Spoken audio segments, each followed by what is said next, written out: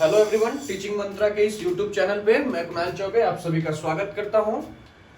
आज के इस वीडियो में हम लोग सीडीपी के अंतर्गत एक बहुत ही इंपॉर्टेंट टॉपिक जिसका नाम है आरटी 2009 यानी कि राइट टू एजुकेशन एक्ट 2009 जो है इसके बारे में हम लोग इस वीडियो में समझेंगे, यानी कि शिक्षा का अधिकार अधिनियम 2009। ठीक है, तो सारे बच्चे जो है एकदम कंसंट्रेशन के साथ इसको समझे। आइए देखते हैं, हमारा जो इंडियन कॉन्स्टिट्यूशन है, जो भारतीय संविधान है, उस संविधान के 86 जो अमेंडमेंट हुआ था, यानी कि 86वां जो संविधान संशोधन है जो 2002 में हुआ था, उसके अनुसार जो है आर्टिकल 21A में यह बात कही गई कि शिक्षा जो है हमारा वह मौलिक अधिकार होता है। शिक्षा क्या है? हमारा मौलिक अधिकार है। यानी कि इसकी बात किसमें की गई है? आरटी 2009 की अगर बात करें तो वह आपका आर्टिकल 21 के ए में कही गई है। जो हमारा कॉन्स्टिट्यूशन है उसका जो 86 अमेंडमेंट है, संशोधन है, उसमें यह शामिल किया गया, जिसके अनुसार जो है जो हमारा शिक्षा है उसको फंडामेंटल राइट यानी कि मौलिक अधिकार का दर्जा दिया गया। किसका? मौलिक अधिकार का दर्जा दिया गया। इसके अनुसार जो हमारे 6 से 14 वर्ष के बच्चे हैं, कब से कब तक? तो जो 6 से 14 वर्ष के बच्चे हैं उन्हें फ्री और कंपलसरी एजुकेशन दिया जाएगा, यानी कि निःशुल्क एवं अनिवार्य शिक्षा ही देना आरटी 2009 का मेन मोटो है। इसका मुख्य उद्देश्य क्या है? 6 से 14 वर्ष के बच्चों को निःशुल्क एवं अनिवार्य शिक्षा प्रदान करना। क्लियर हुआ? साथ ही साथ जो डिसेबल्ड हैं, जो विकलांग दिव्यांग बच्चे हैं, उनके लिए यह आयु 6 से 18 वर्ष की गई। कब से कब तक की गई? 6 से 18 वर्ष तक का जो एज ग्रुप है, जो डिसेबल्ड बच्चे हैं, दिव्यांग बच्चे हैं, विशेष आवश्यकता वाले जो बच्चे हैं, उनके लिए आयु में, उनके एज में छूट देकर उसे 6 से 18 वर्ष तक किया गया। क्लियर हुआ? अब देखिए, इसके अंतर्गत जो है हमारा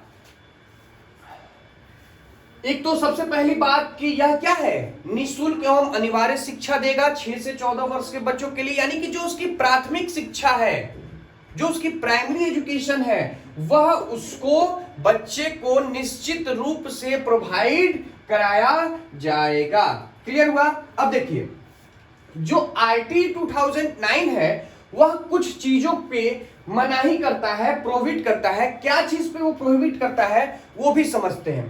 तो सॉरी, कहता है कि आरटी 2009 के अनुसार जो हमारा फिजिकल पनिशमेंट था, कैसा पनिशमेंट? फिजिकल पनिशमेंट, या फिर जो हम बच्चों को मेंटल हरासमेंट देते थे, मानसिक रूप से या शारीरिक रूप से जो भी हम उसे प्रताड़ित करने का कार्य या दंड देने का कार्य करते थे बच्चों को, उसे आरटी 2009 ने खत्म कर दिया। ठीक है, यानी कि बच्चे को मारना पीटना दंडनीय अपराध हो गया। ठीक है, उसके बाद जब किसी स्कूल में एडमिशन के लिए हम लोग जाते थे तो जो हमारा स्क्रीनिंग टेस्ट होता था, कैसा टेस्ट?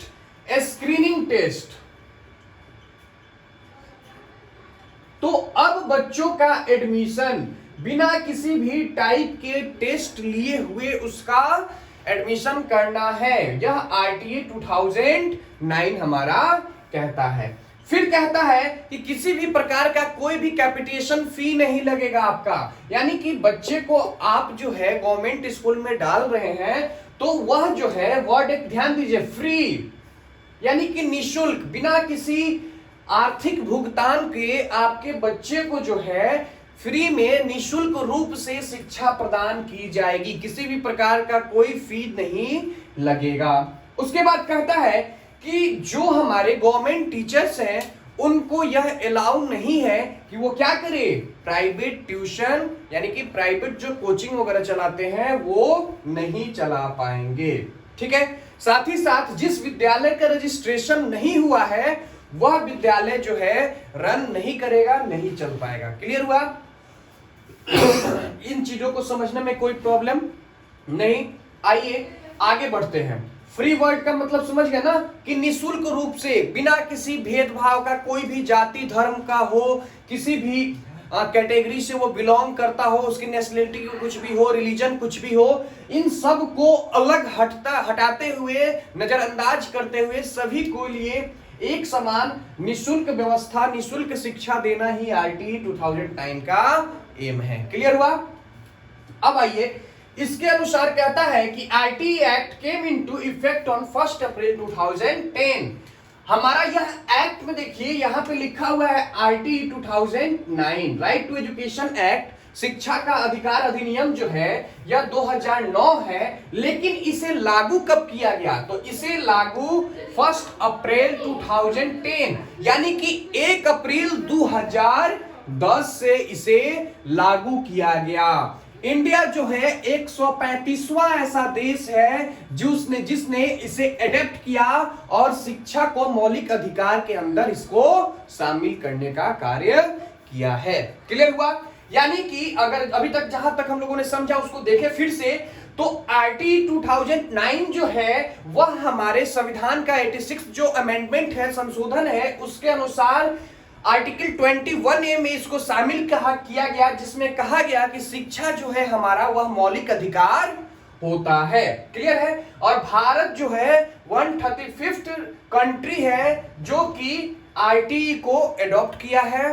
ठीक है, अब आते हैं यह कब से कब तक के बच्चों के लिए है? तो 6 से 14 वर्ष के बच्चों के लिए है, प्राइमरी स्कूल के बच्चों के लिए है। जो डिसेबल्ड बच्चे हैं उसके लिए यह एज जो है 6 से 18 वर्ष तक होता है। ठीक है, अब आइए, इंस्ट्रक्शनल आवर्स पर ईयर, एक टीचर के लिए जो निर्देशात्मक घंटे होते हैं यानी कि उसके कार्य करने की जो घंटा है वह 800 घंटे हैं प्राइमरी टीचर्स के। 800 आवर्स, कितने घंटे? 800 आवर्स जो है वो आपको प्राइमरी टीचर्स के हैं। यानी प्राइमरी टीचर्स मतलब क्लास 1 to 5 के लिए। लेकिन वही क्लास 6 to 8 की बात करें तो 6 to 8 के लिए यह घंटा हमारा 1000 घंटा हो जाता है। यानी कि क्वेश्चन में आए instructional hours per year for a primary teacher is, answer होगा हमारा 800 आवर्स। क्लियर है? अब कहता है minimum number of working days, जो हमारा एक साल होता है, जो 365-366 दिन होता है, उसमें प्राइमरी टीचर के जो प्राइमरी स्कूल के जो टीचर हैं उनका कार्य दिवस कितने दिन का होता है? कम से कम, तो कम से कम 200 दिन जो है वो प्राइमरी स्कूल के शिक्षक के लिए होता है। और जो हमारे एलिमेंट्री स्कूल के टीचर्स हैं, है ना, 6 to 8 क्लास के जो टीचर्स हैं उनके लिए यह 220 डेज हो जाता है। क्लियर हुआ? अब कहता है कि एक सप्ताह में, ठीक ना, एक सप्ताह में एक टीचर जो है मिनिमम कितने घंटे कार्य करता है? Minimum working hours per week for a teacher is equal to 45 hours. एक दिन में, एक वीक में, एक सप्ताह में एक शिक्षक मिनिमम जो है 45 घंटे वर्क करता है। क्लियर हुआ? अब आइए, आरटीई 2009 के अनुसार यह कहा गया कि जो प्राइमरी स्कूल है, जो आपका प्राइमरी स्कूल है यानी क्लास 1 to 5 के जो स्कूल है वह आपके घर से, फ्रॉम होम, आपके घर से 1 किलोमीटर के रेडियस के अंदर होंगे। 1 किलोमीटर रेडियस के अंदर होंगे। लेकिन एलिमेंट्री स्कूल जो है वो आपको 3 किलोमीटर के अंदर होंगे ही होंगे। ठीक है, यानी कि पहले के जमाने में क्या था कि विद्यालय बहुत लिमिटेड थी, बहुत कम मात्रा में स्कूल्स थी, तो बच्चों को जाने में भी प्रॉब्लम, इस कारण से बहुत सारे बच्चे नहीं भी जा पाते थे। तो इस चीज में सुधार लाया हमारा आरटीई 2009, जिसने कहा कि हमारे घर से जो प्राइमरी स्कूल है वो 1 किलोमीटर के अंदर होगा ही होगा, एक कम से कम एक, और जो एलिमेंट्री स्कूल है वो हमारे घर के 3 किलोमीटर के अंदर एक एलिमेंट्री स्कूल होगा। क्लियर हुआ? अब कहता है कि सॉरी, अगर टीचर प्यूपिल रेशियो की बात करें, शिक्षक और बच्चे का अनुपात क्या होगा, है ना? तो प्राइमरी लेवल पे बात करें, क्लास 1 to 5 की अगर बात करें, तो प्राइमरी लेवल पे 1:30, मतलब क्या हुआ, यह 1 जो है हमारा टीचर का रेशियो है और यह 30 जो है वह स्टूडेंट का है। तो प्राइमरी लेवल पे शिक्षक और बच्चों का अनुपात 1:30 होगा, यानी कि 30 बच्चों पे एक शिक्षक होंगे प्राइमरी लेवल पे। वही एलिमेंट्री लेवल की बात करें, क्लास 6 to 8 की बात करें, तो क्लास 6 to 8 में 1:35 है, यानी कि 35 बच्चों पे 35 बच्चों पे एक टीचर।